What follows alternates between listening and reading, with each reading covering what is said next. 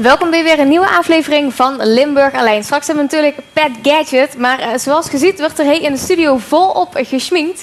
En dat heeft alles te maken met de kidsbeurs op Kasteel Limburg die eraan zit te komen. En daarom natuurlijk op de bank Marjolein Damman, welkom. Ja, dankjewel. Je hebt je zus ook meegenomen? Ja, ik heb een hele familie bij de me kids. mee. Ja. Dus het wordt een gezellige boel vandaag. Maar vertel, de kidsbeurs, wat komt er allemaal bij kijken? Nou, dat is 20 en 21 april.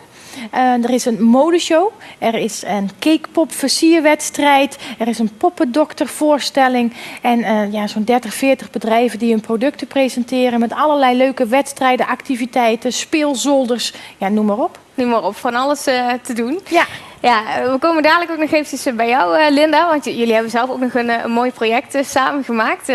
Staat los even van het evenement organiseren, maar met een heel andere talent van jou. Maar ga heel even kijken nemen bij de kids, hoe dat daar wordt.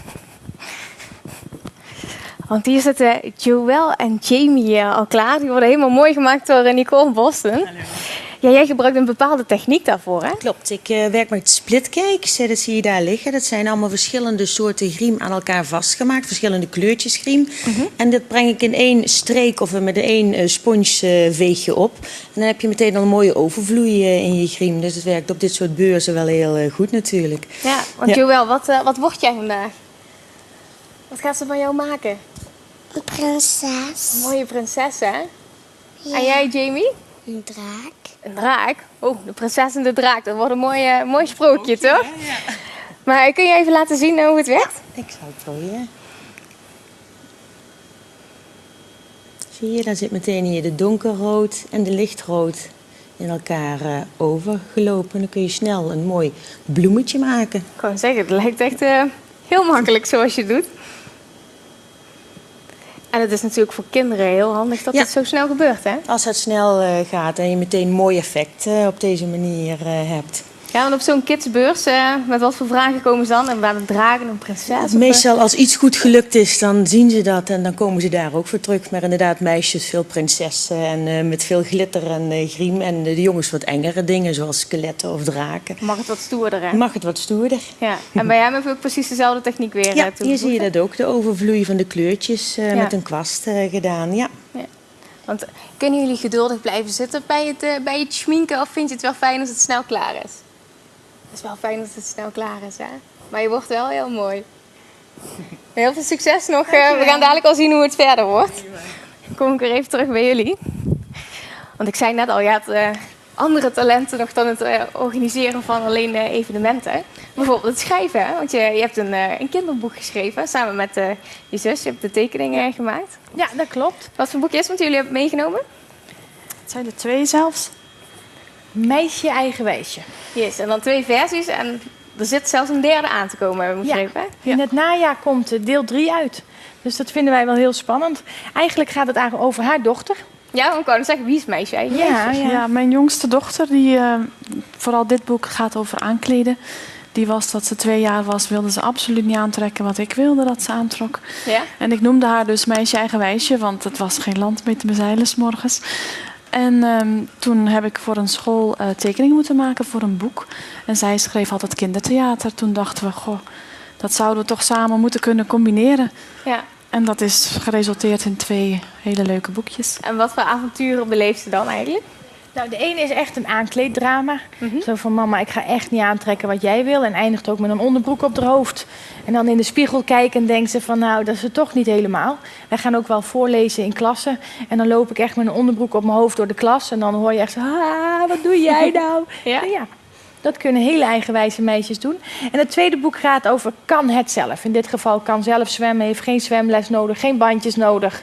Mama, ik kan het zelf. Ja. En heel veel mama's die dit samen met hun kind hebben gelezen, hebben zoiets, hé, dat is mijn meisje. Meisje eigenwijsje, herkenbaar. die staat daarin. Ja. Ja, hartstikke leuk. En dan kunnen de mensen die naar de kidsbeurs komen, of de kinderen eigenlijk, kunnen ook zo'n voorleesmiddag van jullie winnen, toch? Ja, dat klopt. Op welke manier? Kijk, we hebben een hele leuke kleurplaat. En als we die inkleuren en bij Linda inleveren, dan gaan wij daarna, of zij kijken, want zij is de illustratrice. Ik kan zeggen, zij weet hoe het moet. Zij weet hoe dat zou het het moeten beste weten, ja. En zij gaat bepalen wie dat het beste heeft gedaan. En daar komen we in de klas en gaan wij voorlezen. Ja, nou, dat is hartstikke leuk, toch? Ja. Zeker de moeite waard om even te gaan kleuren. Maar je hebt, zoals je het net al aanhaalde, er zijn meerdere wedstrijden daar. Hè? Want volgens mij gaan de kids niet zonder lege handen naar huis bij jullie. Want er valt van alles te winnen. Er valt van alles te winnen. Dus er is de voorleeswedstrijd. Ze kunnen een voorstelling winnen. Dan moeten ze een beer inkleuren en maken voor de poppendokter en dan inleveren. Ja. Maar wij zijn ook nog op zoek naar modellen. Vooral jongens die als model willen rondlopen op een catwalk. En die kunnen dan zich inschrijven bij AME Models als ze gewonnen hebben. Oh, dus kijk. dat is echt... En moeten ze dan nog van een bepaalde leeftijd zijn? Of, Ja, 6 tot en met 12. 6 tot en met 12. Dus het gaat niet alleen om de schattigheidsprijs, hè, maar ze moeten echt daar proberen zo stoer of zo lief of zo goed mogelijk in die kleding en brillen over die catwalk te lopen. Mhm. En nog een soort talentenjacht hebben jullie ook nog? Ja, de Kids Got Talent. Dus kun je goed zingen, viool spelen, dansen, twirlen. Dan kun je meedoen. Wij zoeken nog 4 kindjes die mee kunnen doen of die daaraan mee willen doen. Met natuurlijk een echte jury. En dan kunnen ze winnen dat ze naar het evenement wat wij in de zomer hebben, Magic Fair, dat ze daar op het podium nog eens gaan Nog eens optreden. stralen. En Ja. dan, daar hebben wij toch zo'n 1000 man. Dus dat is een groot publiek waar je dan voor optreedt. Ja, absoluut. Zeker weten. Maar hoe kunnen de mensen zich opgeven dan? Ja, via de website www.kidsbeurs.nl. Daar staan alle wedstrijden op. Ja, Want wij hebben ook nog een hele leuke TVL-wedstrijd. ja klopt. Want wij zijn erbij die dag. Ja. En we willen natuurlijk een mooie reportage maken. Maar dat kan natuurlijk het leukste met kids. Met kids. Wij willen het liefst zoveel mogelijk voor en door kids. Dus wij willen op de zondag, die 21ste, zijn we op zoek naar 2 razende reporters. Razende reporters. Ja, die dus voor de camera, met die microfoon, Met een beetje een babbel dus. met een beetje een babbel, mensen gaan interviewen. Of de winnaar van de modellenwedstrijd. En er is ook een cakepopwedstrijd. Dus dat ze even gaan proeven of kijken hoe dat werkt. Ja, Die moeten alles dus moet geproefd worden Ja. natuurlijk. Hè? Dat, En wat voor heel leuke belangrijk. producten er zijn. Dus misschien kunnen ze bovenop een heel mooi Karsbed gaan zitten. Want die hebben we daar ook. Of op de foto. Of gesminkt worden. Ja, dat moeten hun dan weten. Ze hebben 2 uur de tijd om die hele beurs helemaal tot in de Mooi, puntjes te uit te verslaan. zoeken, En ja. dan gaan jullie daar een mooie reportage over maken. Dus, Ja, hartstikke leuk. En dan kunnen ze zich ook via de website weer Ja. aanmelden. Of dan kunnen ze gewoon mailen en dan zeggen van... ik ben de beste razende reporter, want... ik kan heel leuk praten of interviewen of vragen stellen. Dat maakt niet uit. Nou, dat komt vast goed. Dus ja, kinderen thuis, zijn jullie nieuwsgierig? Wil je of meedoen aan een van de wedstrijden, dus misschien de talentenjacht of de modellenwedstrijd die ze hebben, of misschien toch als razende reporter op de kidsbeurs zelf? Ja, kijk dan even op de website of kijk bij ons op de website www.tvl.nl. Daar vind je ook nog even alle informatie op een rijtje. Ja, en we gaan natuurlijk ook nog eventjes die kant op kijken, want naar de creaties, hoe ze geworden zijn. Volgens mij wordt het al een hele mooie prinses.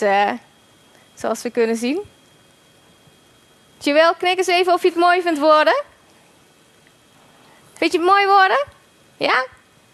Nou, kijk. Dat komt helemaal goed. Dus ook dat hier kunnen ze volop gaan zien op de beurs in elk geval. Op 20 en 21 april op Kasteel Limbricht. En er is nog 1 ding wat ik vergeten was te zeggen. Dat Ja, wil ik nog vertel. vertellen. Op de zondag kun je dus een cakepop-wedstrijd meedoen. Ja? En dat is dus helemaal hip. Geen cupcakes, maar op een stokje een cakeje. En dan wie het beste Sesamstraat-figuur gaat maken. En dan krijg je dus Sesamstraat, les oké. in. En je hebt 3 poppetjes of 3 stokjes om het uit te proberen. Ja? Dus we zoeken een cookie monster kun je maken of een Elmo maken, noem maar op. Dat krijg je ter plekke les in. Maar dan moet je je vooraf voor opgeven. Oké, dus dat is ook heel belangrijk. Dat is even ze heel dan, belangrijk. dat doen. En dan krijg je nog eens 3 van die cakepops en die kun je daarna lekker opsmullen. Kijk. En de mooiste daarvan krijgt een cakepop wedstrijd of een cakepop feestje. Dus dat is dus ook natuurlijk weer nog een hele leuke Oké, prijs. Ja. hartstikke leuk. Vol aan prijzen in elk Ja. geval. Nou, voor mensen thuis is op 20 en 21 april op Kasteel Limbricht de kidsbeurs. En voor meer informatie kijk op onze website www.tvl.nl. Ik wil jullie in elk geval een hele leuke dag wensen. En ook veel succes met het boekje Meisje Eigen Wijsje. Ja, en mogen we dan, want ik weet dat jouw collega, die heeft een meisje gekregen, of niet? Ja, dat klopt. Ja, Zou je die aan haar willen geven? dat is goed. Want wij denken dat ieder meisje een potentieel meisje eigen wijsje is. Is goed. Die ga ik zeker aan onze Patty die geven. Dankjewel. Oké.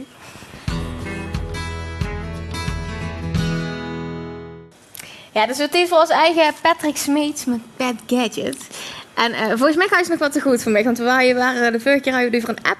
Ja, Maar dat kwam niet helemaal meer. dat klopt. Het is helemaal niet meer goed gekomen, maar ik heb hem toch nog even de bier voor deze week.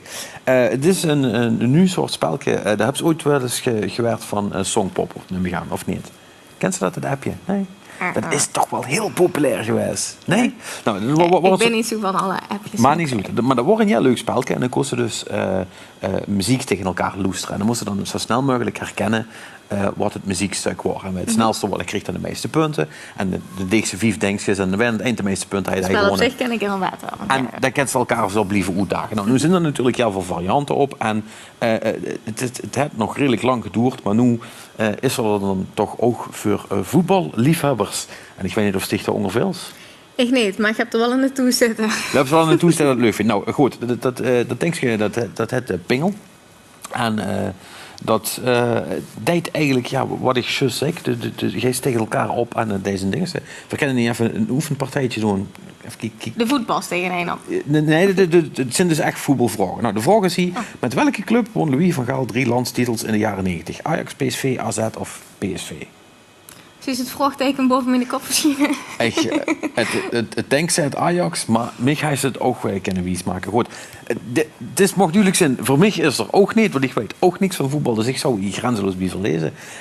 Maar het is wel goed in elkaar gezet, het werkt allemaal prima en het is natuurlijk heel makkelijk. Het is een mooi voorbeeld van een spel wat wie ze dat zeggen, asynchroon kan spelen. Dus er hoeft niet per se in even een te zitten om te kunnen spelen en dat is tegenwoordig toch wel belangrijk. Ja. Of het nu op de tablet is of op de telefoon, kan ze dat gewoon doen. Werkt allemaal prima. Hij is zowel voor Apple-apparaten als voor Android. Dus die kan ze eigenlijk binnen tegen iedereen spelen. En hij kost ook nog eens niks. Dus ja, dan zit ze natuurlijk helemaal goed. Ik zal het toes adviseren. Ja, dus dat is een leuk appje. Ja, zeker. Goed, als we dat nu niet hebben, dan kan ze misschien nog een film gewoon met een app. Ligt die dat gaat? Naar de film gewoon met een app? Ja. Nou, ik ben wel benieuwd. Ja. Ja, nou ja. Er is dus een film uitgekomen en die heet ook App, de film. En het is een Nederlands product en dat is op zich wel vrij spannend, want tot in Amerika toe zijn ze eigenlijk nog hier gekomen om te kijken wat dat eigenlijk deed. En het is een soort van thriller, vooral over een psychologiestudent. Die krijgt mensen een app op haar telefoon. En dat is dan een soort van, wie ze dat op iPhones hebben, ze Siri, die vertelt zich van alles, zeg maar, wie laat het is en of ze afspraken hebben. Nou. Ja. En deze is dan Iris, dus hebben ze dat omgedraaid. Alleen Iris werd een beetje heel veel van het meisje. Dus op een gegeven moment denkt ze van ja, dit kent eigenlijk niet. En Daar zit wat achter. ja, daar zit je erachter. En de app, daar krijgt ze hem van de telefoon af. En opeens beginnen luidjes sterven, zal ik maar zeggen. Dus dat gaat allemaal niet goed. Het grappige is nu ervan, is dat ze dus, terwijl ze die film zit te kijken in de bioscoop, want die draait nu in de bioscoop, kent ze dus een telefoon of een tablet, dus misschien gaat kwaad, de bijhouden. Ja. En kan ze dus extra informatie krijgen. Bijvoorbeeld de sms'jes die ze binnenkrijgt. Of de berichten. Of je gaat gefilmd vanuit een ander camerastandpunt. Dus eigenlijk extra informatie wat ze uit de film niet krijgt. Ja. Krijgt ze dan via de app. Wow. Dus dat is op zich een ja, leuk idee. En dat is een Nederlandse productie. En ook, hè? en dan is het inderdaad een Nederlandse productie. Jammer ervan is dat ze dus een beetje afgeleid best. Ja, ik wou net zeggen, want ja. Ja, want het is toch de garantie, want hij trilt als er gaat te doen is op de app. Maar dan heb je toch natuurlijk de neiging om te kijken van, oh, is het gaande of gebeurt het? Dus er zit toch maar met een half oog naar die film te kijken. En, Normaal was de telefoon uitzetten en zo, dat is nog veel meer. Ja, en erger nog voor een thriller eigenlijk is dat de app een groot gedeelte van de film waarvan wij het dan gedaan zou hebben, die eigenlijk al verklapt, zeg maar.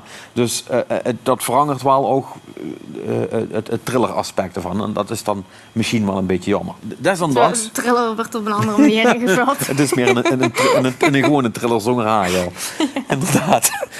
Dus ja, dat is jammer. Maar desondanks is het wel nog steeds een aardige film. De hoofd niet eens met de app te kijken. Nee, dat is ook met de app. Is die dan ook nog interessant? Nee, dan is er ook nog interessant. Dan is er als thriller misschien nog wat spannender. Want dan hebben ze geen idee wat er los is. Ja. Maar de kent ze dus... Dat snapt ze hem wel even. Ja, maar de kent ze dus als ze die mogelijkheid hebben, toch met dat tweede scherm erbij kijken. En ik moet zeggen, als experiment vind ik dat heel erg leuk.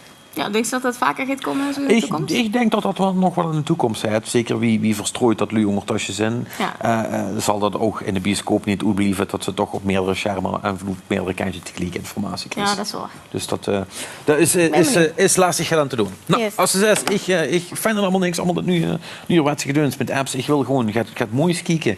Nou, dan heb ik ook goed nieuws. Want er is nu weer mooie box van de BBC. En deze heet Africa. Dit is van BBC Earth.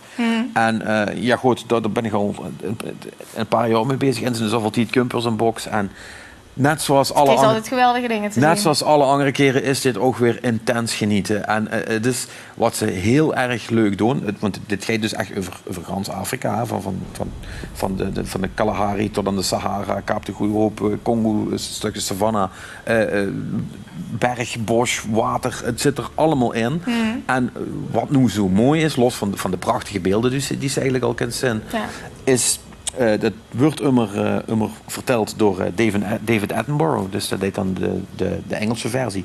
Roy je ook immer iedereen aan. Zelfs met ondertiteling. Want dan snap je toch meestal wel wat er gebeurt. Die man die kent zo leuk vertellen over wat er gebeurt. En dat wordt dan ook nog fantastisch gemonteerd, zal ik maar zeggen. Dat de muziek klopt precies en alles klopt precies. En het is immer... Er was helemaal in meegezogen. Ja, het zijn niet alleen maar mooie beelden, maar het is ook nog echt entertainment. Er werden gewoon iets grapjes gemaakt en leuke dingen gedaan. En het is gewoon ontzettend entertaining om naar te kijken. Ja, en het zijn weer zoals dvd's of blu-rays. Ja goed, als ze maar blu-ray kunt kijken, moeten we dat sowieso doen. Want in HD ziet het er helemaal fantastisch uit.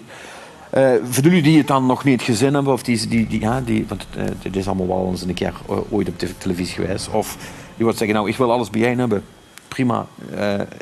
Een aanrader. Direct halen, want ja, je kent ze niet op uitgekeken raken. Het is echt prachtig. Ja. Prachtig. Ja. Ik geloof dich meteen. Ja, het is ook echt waar. Ja.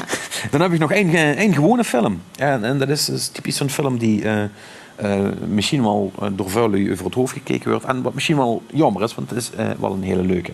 Trouble with the Curve heet die.